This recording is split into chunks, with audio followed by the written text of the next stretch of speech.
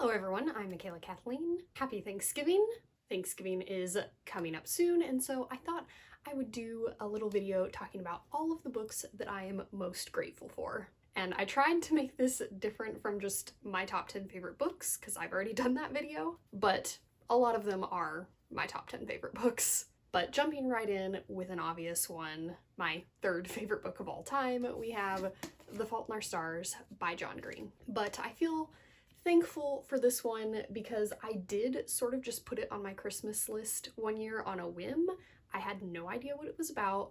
I just kept seeing it in Barnes & Noble everywhere, and I felt like it was getting buzz, but I wasn't watching BookTube at this time, so I really didn't know that much about it. And yeah, I put it on my Christmas list on a total whim. My brother got it for me, and it ended up being one of my favorite books of all time, and it is the book that got me into contemporary YA. Before that, it wasn't one of my top genres, and now it is. Both of my parents really like this one, so we bonded over it. So I'm very grateful for The Fault in Our Stars. And I don't know if I even would have put it on my list if I had remembered that I had read a John Green book before, Looking for Alaska, in middle school, and I didn't really enjoy it the first time I read that book. I only made that connection later, and I went back and I reread it, and I liked it a lot better because I was older. So, grateful for this one for a lot of reasons. John Green is now my favorite author. Next, I have Fangirl by Rainbow Rowell.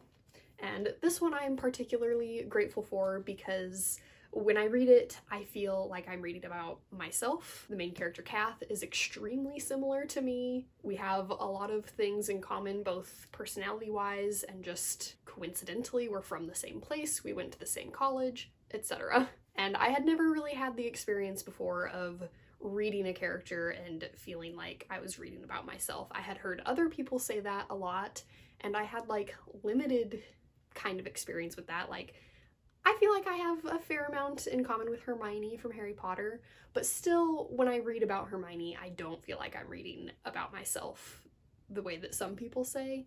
But with Kath, that is definitely true, and it is just a whole different reading experience. So very grateful to have a book that gave me that experience. Next, I have Kids of Appetite by David Arnold. And I feel particularly lucky and grateful to have this one because this one came with a kind of prize that I had won. I won a year membership to the First in Line Club. And so yeah, this one just came in the mail for free. And I don't think I ever would have discovered it on my own. So I feel very grateful for that. And also that it just became a top favorite of mine. Even though I didn't seek it out, a lot of the books that came from this First in Line Club were kind of hit or miss, and this one was a big hit that I am grateful for. Next, I have The Last Book in the Universe by Rodman Philbrick. This is one of the first books that I ever read. It is a lifelong favorite.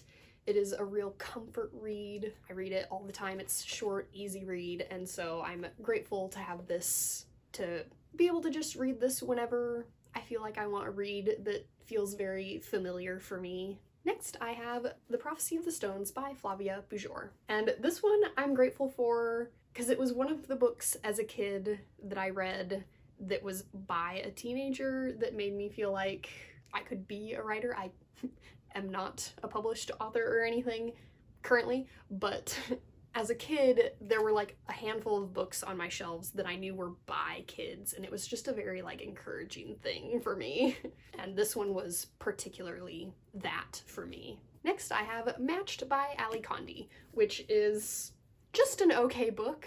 I give it like 3 stars, but the reason I feel very grateful for the book is because I got this from the operating library at NerdCon Stories, and so even though the book is kind of a mid-tier book for me, I didn't even keep the whole series because I didn't really like the second or the third one at all. But I'm still very grateful for like this particular copy of this book because it does have so many memories from NerdCon Stories, which was just such a fun weekend and one of the few conventions I've ever been to. And it's hosted by John and Hank Green, and I saw John did 2 panels that weekend and I saw them both, and it was a lot of fun. So the text is not so much what I'm grateful for as just the physical reminder of a great weekend.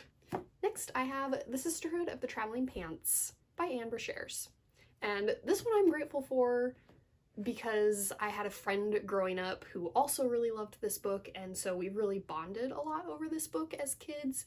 We actually like went out and bought pants that we could share.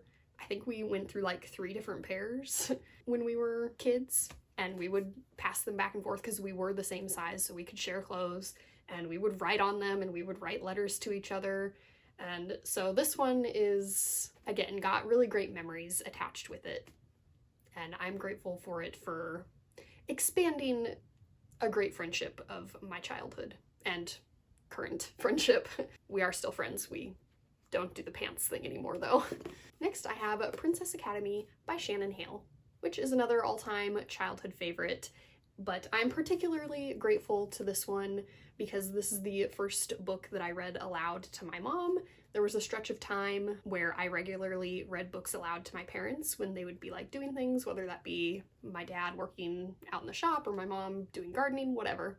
And this was the book that kind of kicked it all off. So I'm grateful to have this all-time favorite, and also for this kind of great bonding experience with my parents when I lived with them that it kind of started. Next I have A Man Called Uba by Frederick Bachman. This is another all-time favorite, but I feel very grateful to have gotten this one because this is another one that I don't think I would have gotten on my own. A library that I used to go to fairly often when I lived near it, had like this little coffee shop inside it with a book exchange wall. And so one day when I went there to get some coffee and exchange a book, this was kind of the only one that even vaguely seemed okay-ish. So I went into this one with very little hope because it's just not my typical type of book. It's more adult, more literary fiction. So I didn't think I would like this one, and certainly I never would have bought it from a store. It just was the only book that day on the lending wall that I was willing to trade the books I had brought with me for. But then it totally surprised me and is now an all-time favorite, and I'm slowly making my way through all of the Bachman books because he is becoming a favorite author as well. And finally, the book that had to be on this list that I owe all of these other books to, Harry Potter by J.K. Rowling. This is the first book I ever read. I did not like reading before reading this book, but I had seen the first 2 movies and I loved the movies and I wanted to read the books. And these books aren't really my mom's genre, so she didn't really want to read them to me, plus they're just quite a bit bigger than the books she typically read to me. Usually we were reading like Little House on the Prairie or Junie B. Jones. So yeah, I read it and I loved it, and I have been reading nonstop ever since. So who knows, maybe another book would have gotten me into reading, but this is the book that got me into reading. And so all of the books that I've talked about here, maybe I only read them because I read this. So, eternally grateful to this series. So that was it for all of the books that I am most grateful for. Let me know down below some of the books that you are most grateful for. Again, happy Thanksgiving, and now on to the quote for today's video, which today I have one from one of the books mentioned here, The Fault in Our Stars by John Green. And it goes, "Without pain, how could we know joy? This is an old argument in the field of thinking about suffering, and its stupidity and lack of sophistication could be plumbed for centuries.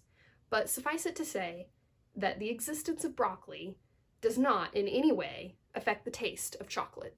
Thanks for watching. Remember, words matter.